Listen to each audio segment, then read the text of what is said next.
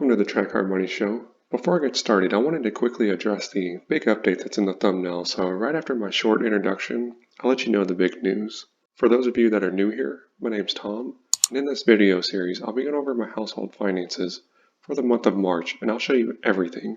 I'll show you how much money we made, how much we spent, how much we saved, and how much we invested. At the end, we'll look at all the numbers and calculate our net worth. Since I'm showing you all of our finances, I'll be hiding any personal identifying information. Okay, with that intro out of the way, I wanted to say that if you've been following along, you know that we've been running very lean since we've been down to one income. But as of the posting of this video, my wife has officially accepted an offer. She turned down a few other offers that were just not a good fit, but she accepted a position this week.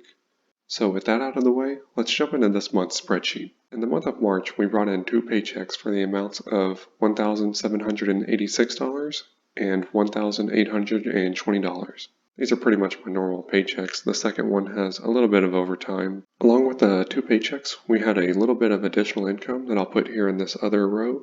We had a cash gift from a family member that was unexpected, but we're definitely grateful for their generosity. That was $100. Along with that, we had a small amount of credit card cashback rewards for $42, and to top it all off, we received our stimulus. So we received $2,800 for that. Now, I'll get into the stimulus a little bit later, but it could have not come at a better time for us, but I'll touch more on that later. You can see that in total we had $6,548 hitting our checking account for the month of March. Now let's check out what our expenses were. March was a pretty interesting month for us with a lot of stuff going on, and I'll touch more on that once we get down to looking at our credit card statement. But for now, let's start with our mortgage. Our mortgage payment was $1,595. This amount includes all principal, interest, taxes, and insurance. Currently, we're making the minimum payment. Since we have a pretty low interest rate, it makes more sense for us to put our money to work in other places instead of making extra mortgage payments. Along with the mortgage, we paid $121 for water, trash, and waste. This is right under our prior year average of what we were spending for water, trash, and waste, and I expect this to go up as we head into the summer. For groceries, we spent $518 for the month. This is above our prior average of $463. If you remember from last month, our grocery bill was nearly $190 below our prior year average last month, so maybe that's why it's a little bit higher this month.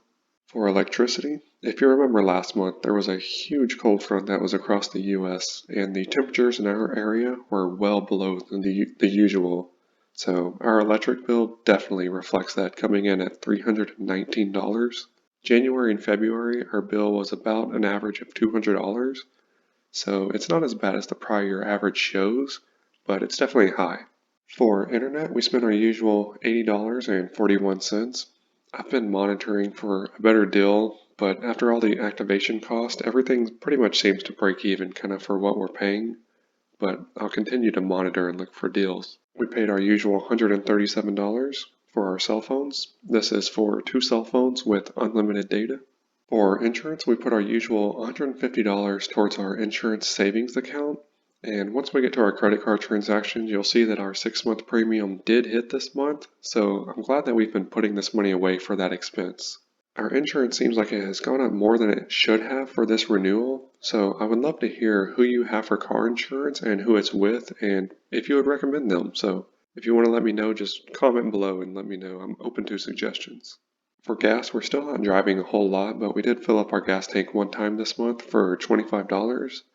I expect this to go up in the coming months as we get back to work and the restrictions in our area slowly get lifted. We made our usual car payment, and as you'll see a little later, we're so close to paying this loan off. It'll be fully paid off in May, which is great because we plan on replacing my wife's car later this year, so we'll have a couple months in between for that. For our miscellaneous expenses, I'll scroll over to our credit card transactions that I have copied in from the website. I made a little pivot table to help summarize the info, but I'll give you a scroll through as we talk about this. As you can see, some of these items we already have a category for. As you can see, we had a nice celebration dinner, and besides that, we had one other fast food dinner for the month, but we also had a few times where we went out and got some dessert. But for the most part, we tried to limit our eating out. In total, you can see we spent $70.16 eating out for the month.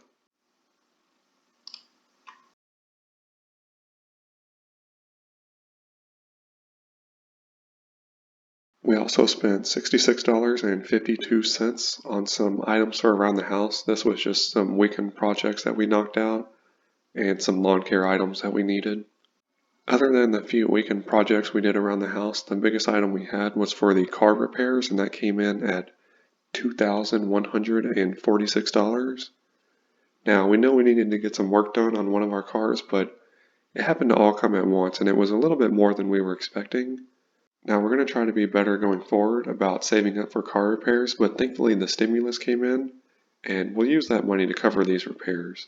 So with all of the items that don't have their own category, you can see that we spent $2,344 on miscellaneous items for the month of March, with the bulk of that being the car repair.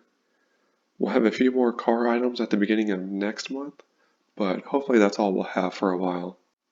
Altogether, you can see that we spent just over $5,600 for the month of March, so it was a great time to have that stimulus check show up to help offset some of the unexpected expenses that we had. For our checking account, I'll try to put on the screen a roll forward of how we got to our current month's ending balance. We ended last month with $9,409, and after paying the bills mentioned above and the income that we received in March, our checking account ended at $12,811.50. Next month, once we figure out what our new normal is, we'll make these normal transfers to all of these savings accounts that we use. But since this is the last month of our income being down to just one income, we did not make any extra transfers besides our usual insurance transfer, so I'll go through these pretty quickly. Our house fund ended at $16,932, and now that we're getting back to having two incomes, my wife and I are more comfortable with making big purchases for the furniture and appliances that we need for our house. We've been putting some of this off. Our emergency fund ended at $11,648. For insurance, as I mentioned, we did our usual transfer of $150 to help cover our 6-month premium. So next month we'll transfer most of this over to our checking account to help cover the $900 charge that you just saw when we were going through our credit card. So the insurance account ends at $1,052. Our travel account, we didn't put any money into that, and that account ends at $3,432. For our future purchases, we also didn't put any money into this account, so that account ends at $10,838.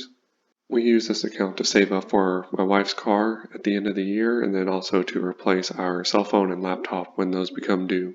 So altogether, we have just over $56,000 sitting in our various checking and savings accounts. Alright, now let's dive into my favorite part of these spreadsheets, our investments. For our first 401k account, the employer contributed $348 as company match, and we put in $398 for a total of $747 going into this account. This account finally ended the month above six figures. If you remember the last couple months, it was just flirting with that six-figure mark, but we finally crossed it. Our second 401k ended at $18,140. My wife and I are both excited to begin contributing to this account again, so we'll see how long it takes for her job to set up the 401k, but hopefully we'll get this account going again soon. This new company has a much better match than her previous company, so we're excited to get that extra bump there too. For our IRAs, we will start our automated contributions again next month, but until then, our accounts ended at $49,042 and $47,032. We didn't throw any money into the HSA, so that account ended at $16,559. Again, just like our IRAs, we'll be firing this back up here soon in the next month if my employer can get the update to our contributions into the system. For our brokerage account, we moved some money over from our lending club account, and we also put the credit card cash back that I mentioned at the top into this account to get that money into the market and working for us. So altogether, $97 was thrown into this account, and that account ends at $31,739. Like I just mentioned, we took out $54 from our lending club account, so this account stands at $106.55. We're slowly getting out of this account, and if you're out there and thinking about trying to get into some peer-to-peer lending to further diversify your investments, I'll go ahead and tell you, don't bother. Stick to mutual funds, ETFs, or real estate. Whatever you're comfortable with, just stay away from peer-to-peer lending. It doesn't seem worth it to me. I got into it as an experiment years ago, and it definitely did not have good returns for me. Altogether, we have just over $263,000 in the market working for us. We didn't contribute a whole lot into the market this month, but the market did some of the heavy lifting and pushed our accounts over $6,000 higher than where they were last month, which is a 2.5% increase over last month. Now let's look at our assets and our debt. Even though Zillow is valuing our house just over $315,000, I'll be valuing our house in these spreadsheets at $300,000. This is the amount we paid for the house, so for now I'm keeping it at this value just to be conservative in these spreadsheets. Our car loan is outstanding at $724.63. We only have 2 payments left on this car loan, so I'm looking forward to having it paid off here soon before we get my wife a car, since hers is nearing the end of its life. With our mortgage payment, our loan is outstanding at $236,802. As you can see here, with all of our information entered for the month, we come to a net worth of $382,748.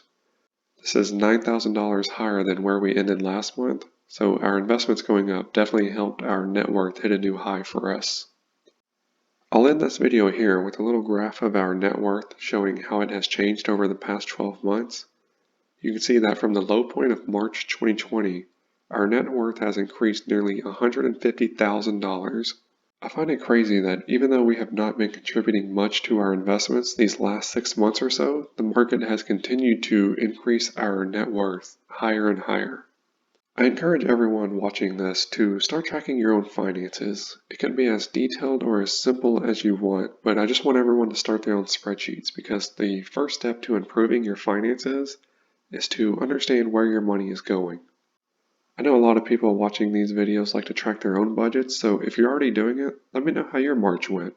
If you enjoy content like this and seeing how I track our finances, please hit that like button and comment below with any questions you have, and I'll see you in the next video. Thank you.